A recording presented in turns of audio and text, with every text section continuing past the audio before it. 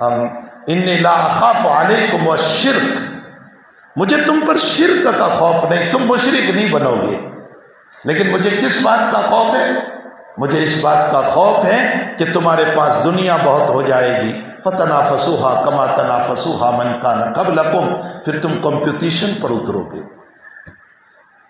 اللہ کا نبی جو ہے نا ابھی کے حالات کو دیکھ رہا تھا، تم کمپٹیشن پر اترو گے، اس کا مکان 50 لاکھ کا تو میرا مکان کروڑ کا بنے گا، اور اس کا کروڑ کا ہے تو میرا 1.5 کروڑ کا بنے گا، اور اس کے گھر میں فرنیچر یہاں کا ہے میں چائنا سے لاؤں گا، اور کوئی کہہ رہا ہے اس کا چائنا کا ہے میں جرمن سے لاؤں گا، اس کی مسجد 2 کروڑ کی میری 4 کروڑ کی ہوگی۔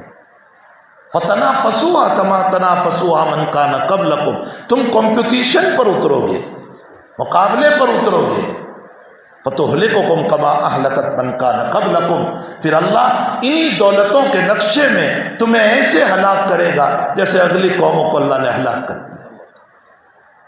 آج امت اسی کام پر اتری ہوئی ہے، مالی اعتبار سے کمپٹیشن پر اتری ہوئی ہے کہ اس کی 1 دکان ہے، 2 کی 3 کی 4 کی 5۔ اسی لیے قربان جائیے رسول اللہ صلی اللہ علیہ وسلم کے الفاظ بھی ایسے ہوتے، حضرت نے فرمایا آقا صلی اللہ علیہ وسلم نے کہ لو کان لابن آدم وادی من ذہب، وادی کس کو بولتے ہیں؟ ارباب علم جانتے ہیں، وادی تو جہاں پانی بہتا ہے اس کو کہتے ہیں، اس کو وادی کہا جاتا ہے۔ حضرت فرماتے ہیں کہ اگر کسی ایک انسان کے پاس سونا ایک وادی بھر کر ہو تو وہ دوسرے کی تمنا کرتا ہے، اور دوسری ہو تو تیسرے کی تمنا کرتے۔ آگے نبی کریم صلی اللہ علیہ وسلم فرماتے ہیں اس کا پیٹ تو قبر کی مٹی ہی بھرے گی۔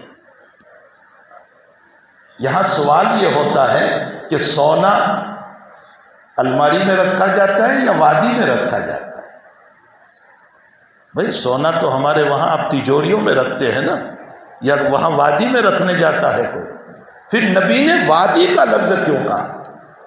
اللہ کے حبیب پاک صلی اللہ علیہ وسلم کی بلاغت، وادی کا لفظ بول کر حضرت نے اشارہ فرمایا اس بات کی طرف کہ وادی میں ہر وقت پانی بہتا ہے، مطلب اس انسان کے پاس بہنے والا خزانہ ہوگا تو بھی اس کا پیٹ بھرنے والا نہیں، اس کی آمدنی کے سورسز چاروں طرف سے ہوں، یہاں سے بھی، یہاں سے بھی، یہاں سے بھی، یہاں سے، پھر بھی اس کا پیٹ نہیں بھرے گا۔ آپ دیکھ لیجئے اس وقت جو امت کے حالات ہیں، اور یہی وہ حالات ہیں جس نے انسان میں، مسلمانوں میں وہن پیدا کر دیا۔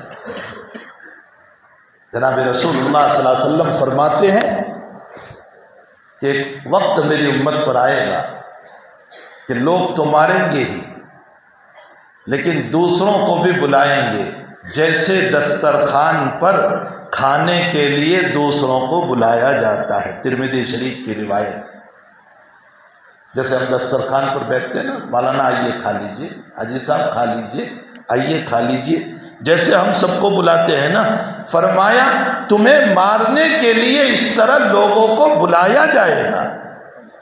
ہاں نبی یوں دیکھ رہا ہے، اللہ نے آپ کے سامنے حالات کھولے ہیں، آپ اپنی امت کے ان حالات کو بیان کر رہے ہیں۔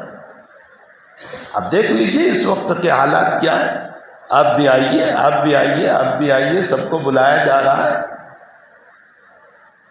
صحابہ فرماتے ہیں کہ یا رسول اللہ ہم میجورٹی میں ہوں گے یا مائنورٹی میں ہوں گے؟ نحن المقلون او مقصرون، ہم کم ہوں گے یا زیادہ ہوں گے؟ جب یہ حالات، فرمایا نہیں تم بہت ہوں گے۔ 56 یا 57 ممالک ہیں اس وقت، 57-58 ملک ہیں جس کو مسلمانوں کا ملک کہا جاتا ہے، اربوں انسان مسلمان ہیں، لیکن اس کے باوجود بلایا جا رہا ہے۔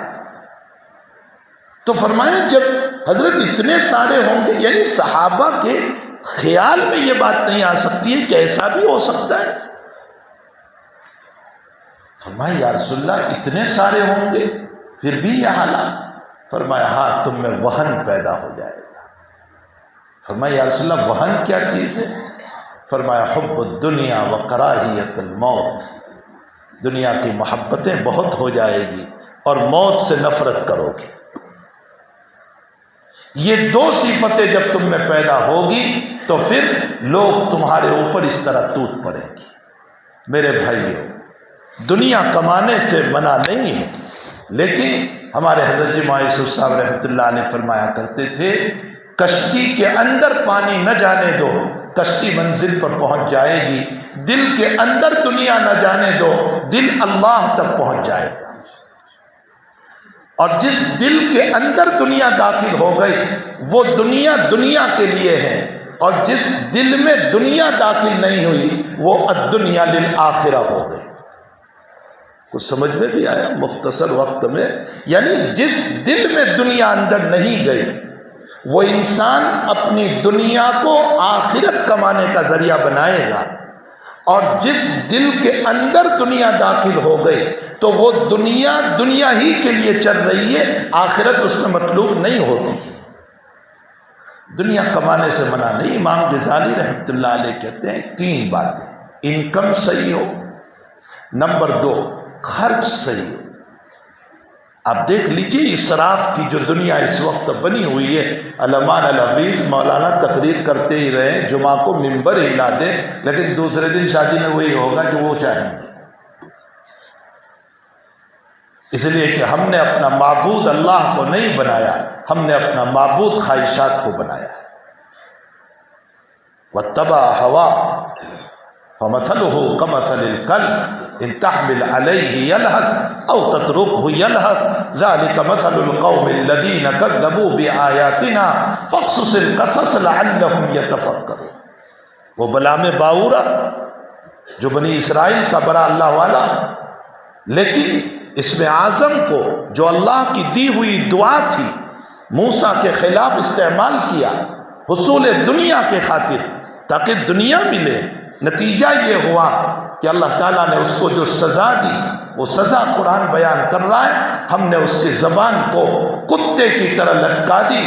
اے پیغمبر، آپ اس واقعے کو اپنی امت کے سامنے بیان کیجئے کہ جب دنیا دنیا کے لیے چلے گی تو پھر ہماری طرف سے یہی حالات چلے گی۔ فَاقْصُصِ الْقَصَصَ لَعَلَّهُمْ يَتَفَكَّرُونَ۔ سمجھائیے اپنی امت کو، دنیا کمانے سے منع نہیں، ہماری انکم صحیح ہو، ہمارا خرچ صحیح ہو۔ اسراف سے بچاؤ، فضول خرچی سے بچاؤ، اپنی اولاد پر خرچ کرو، ان کو دین کی تعلیم دو، اپنی اسکول کا نظام قائم کرو، ورنہ اللہ معاف فرمائے مستقبل یہ بتا رہا ہے کہ ان اذانوں کے سننے کے محتاج ہو جائیں گے۔ اگر ہماری اسکولوں کا نظام نہیں بنا اور ہم نے اپنے بچوں کے دلوں میں ایمان کو راسخ نہیں کیا، ہمارے ڈھانچے میں اسکول بھی صرف مسلمانوں کے ذمہ دار بن جانے سے نہیں بن جاتی ہے جب تک کہ اس میں دین کے مطابق کام نہ کیا جائے۔ ان پیسوں کو بچاؤ اور پیسوں کو بچا کر اسکولوں کا نظام قائم کرو۔ تمہارے پیسوں سے اگر کچھ لوگوں نے شادی میں کھا لیا تو واہ واہ تو بہت دور کی بات، سوائے عیب کے کوئی مسئلہ نہیں۔ ہمارے حکیم الاسلام قاری طیب صاحب نور اللہ مرقدہ نے ایک جگہ بیان میں کہا ہے، فرمایا کہ بڑی بہترین دعوت ہوئی شادی کی، اور جب جانے لگے باراتی تو کہنے لگے ارے چمچ اور اسپون تو تھا نہیں، کیا دعوت میں مزہ آیا۔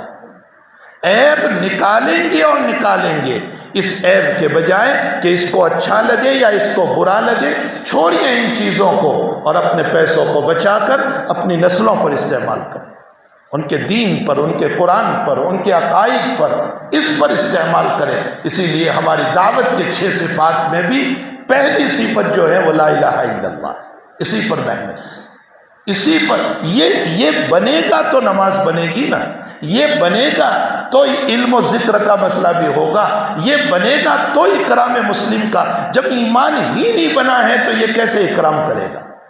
نماز کیسے صحیح ہوگی؟ علم کیسے آئے گا؟ ذکر کیسے ہوگا؟